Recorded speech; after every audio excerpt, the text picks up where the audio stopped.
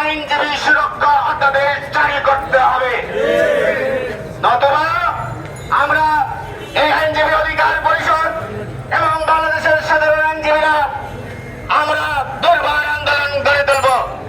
আমাদের সবার জীবনের মায়া আছে, আমাদের নাগরিক হিসেবে রাষ্ট্রের কাছ থেকে নিরাপত্তা পাওয়ার অধিকার আছে। আর একটি কথা বলবো যে সন্ত্রাস বিরোধী আইনে আমরা বিভিন্ন সময় বিভিন্ন সংগঠনের সন্ত্রাসী কার্যকলাপের জন্য নিষিদ্ধের ঘোষণা দেখতে পেয়েছি, কিন্তু ইসকন দীর্ঘদিন থেকে এদেশে ধর্মীয় উগ্রবাদ ছড়ানোর পরেও প্রশাসন এবং সরকার তেমন কোনো গুরুত্বপূর্ণ পদক্ষেপ গ্রহণ করেন নাই।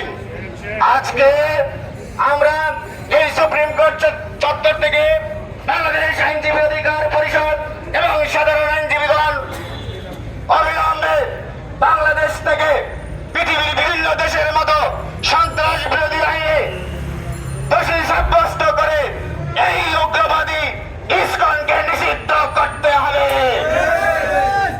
যদি তা না করা হয় তাহলে বাংলাদেশের সাধারণ ছাত্র জনতা এবং সচেতন আইনজীবী সমাজ এই ইসকনকে প্রতিহত করবে। আর বক্তব্য বাড়াবো না। প্রিয় সাংবাদিক বৃন্দ, আপনারা আজকের এই আমাদের আইনজীবীদের এই আর্তনাদ, এই চিৎকার গোটা বাংলাদেশে তুলে ধরুন। এটা আমাদের অস্তিত্বের লড়াই। আমরা ন্যায় বিচার প্রতিষ্ঠিত করতে গিয়ে যদি প্রাণ হারাই, শহীদ হয়, তাহলে মনে রাখবেন এদেশে বিচার বিভাগের প্রতি মানুষের আস্থা হারাবে। মানুষ তখন যে মানুষ নিরাপত্তার জন্য আইনি সহায়তার জন্য আইনজীবীর কাছে আসে, কিন্তু দুঃখজনক পরিতাপের বিষয় আজকে আইনজীবীদের নিরাপত্তা কোথায়?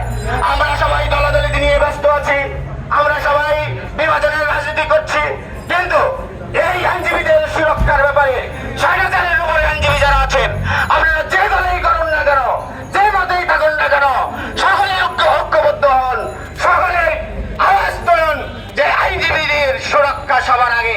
ধন্যবাদ সকলকে।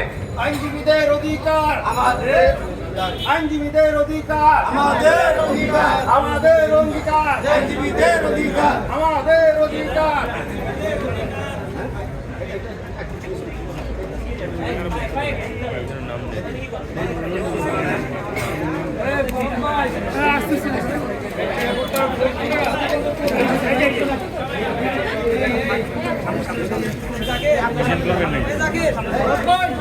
না ভাই, আমরা এদিকে সামনে যাচ্ছি।